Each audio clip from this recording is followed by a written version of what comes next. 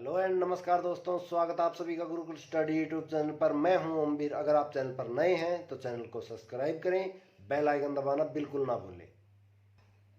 तो दोस्तों, खून की एक एक बूंद बेशकीमती होती है। यह किसी फैक्ट्री में नहीं बनता, बल्कि जब कोई डोनर खून देता है उसके बाद किसी की जान बचती है। हमारे देश में हर 2 सेकंड के अंदर एक व्यक्ति को खून की आवश्यकता होती है और कई बार ब्लड ना मिलने के कारण इंसान की मृत्यु तक हो जाती है।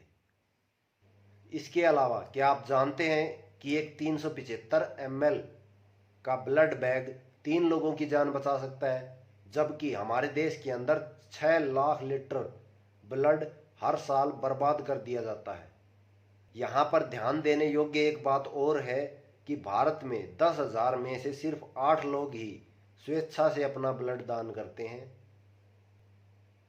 आज हमारे देश में ब्लड डोनेट करने वालों की संख्या कम है, लेकिन फिर भी जो ब्लड डोनेट किया जाता है उसके बर्बाद होने का क्या कारण है, इसके बारे में जानेंगे। तो चलिए शुरू करते हैं।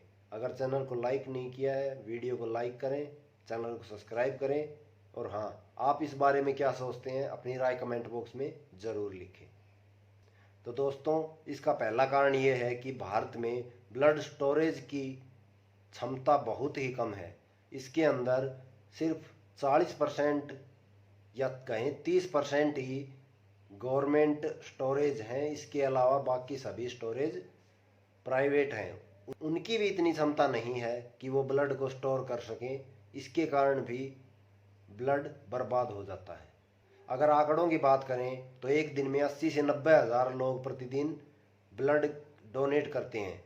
इतनी अधिक मात्रा में ब्लड को स्टोरेज करने के लिए हमारे पास उतनी ब्लड बैंक क्षमता नहीं है। भारत में आज के दिन 1.24 करोड़ यूनिट ब्लड को स्टोर करने की क्षमता है। इसके अलावा आज के दिन 1.46 यूनिट स्टोर करने की ज़रूरत है। इसके हिसाब से देखा जाए तो 6% ब्लड ऑटोमेटिकली ही इसी स्टोरेज क्षमता के कारण बर्बाद हो जाता है। इसके अलावा दूसरे अगर कारण की बात करें तो जो भी ब्लड डोनेट करने वाला व्यक्ति ब्लड देता है उसकी 5 जांचें अनिवार्य होती हैं, जिनमें HIV, hepatitis B, hepatitis C, malaria. इसके अलावा एक जांच और है, वो भी करनी आवश्यक है, जिसके कारण अगर इसमें से किसी में भी वो ब्लड पॉजिटिव पाया जाता है तो उसके कारण भी उस ब्लड को किसी दूसरे व्यक्ति में चढ़ाने के योग्य नहीं समझा जाता। अब इसके अंदर मान लो किसी व्यक्ति को कोई बीमारी है और उसने ब्लड देते वक्त उसको छुपाया, इसीलिए वहाँ पर जो ब्लड लेते हैं वहाँ पर पेशेंट की हिस्ट्री पूछते हैं, या जो खून देता है उसकी हिस्ट्री पूछते हैं कि कोई आपको बीमारी तो नहीं है, तो उसके बाद उनका ब्लड लिया जाता है। लेकिन कई लोग छुपा लेते हैं। इसके बाद जब जांच की जाती है और उसके अंदर कोई बीमारी पाई जाती है या कोई वायरस या कीटाणु पाया जाता है तो उस ब्लड को अयोग्य घोषित कर दिया जाता है। अब जांच के बाद जो ब्लड खराब हो जाता है उसको ऑटोक्लेव मशीन के अंदर जला दिया जाता है। 120 डिग्री के ऊपर जला करके उसको राख में तब्दील कर दिया जाता है।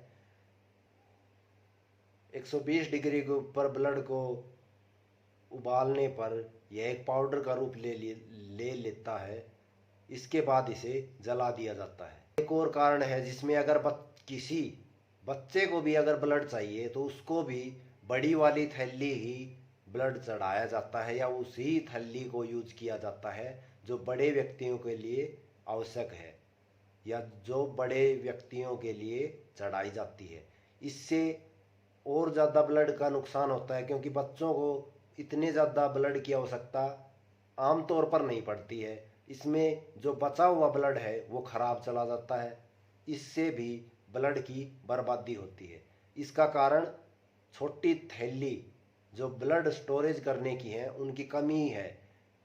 अगर बच्चों की बात करी जाए तो बच्चों के अंदर सिर्फ 100 ml ब्लड की आवश्यकता होती है आमतौर पर, लेकिन जो थैली यूज की जाती है ब्लड की वो 300 ml से ऊपर की होती है, जिसके अंदर ब्लड का बर्बाद होना या खराब होना स्वाभाविक ही है। इसके अलावा बिना किसी ज़रूरत के भी कई बार डॉक्टर ब्लड मांग लेते हैं, क्योंकि जब कोई ट्रीटमेंट करते हैं या कोई ऑपरेशन करते हैं तो उसके अंदर रिस्क ना लेते हुए वे पहले ही ब्लड का इंतज़ाम करने के लिए बोल देते हैं। अब जब ब्लड कोई काम नहीं आता तो वो बर्बाद ही हो जाता है, इससे भी ब्लड की बर्बादी होती है। इसके अलावा कई प्राइवेट अस्पतालों के अंदर कमीशन के लिए भी ब्लड को मरीज के लिए ब्लड लिख देते हैं, इससे भी, जबकि उसको ब्लड की कोई ज़रूरत नहीं होती है, इससे भी ब्लड की बर्बादी होना स्वाभाविक ही है। तो दोस्तों, ये थी कुछ ब्लड के बर्बाद होने की बातें जो हमें पता चली या हमने पता की हैं।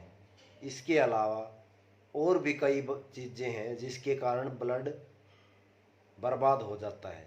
तो दोस्तों, हमारा सिर्फ यही कहना है कि आप ब्लड दान करते रहें, जिससे अगर आप एक बार ब्लड डोनेट करते हैं तो उस ब्लड से लगभग 3 जिंदगियां बचती हैं और इसमें कोई बुराई भी नहीं है।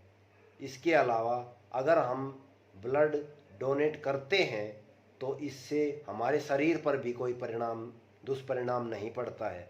इसके अलावा हमारे शरीर में जो मेटाबॉलिज्म है वो और दुरुस्त होता है। हमारा जो पुराना खून है वो नया खून बनना शुरू हो जाता है।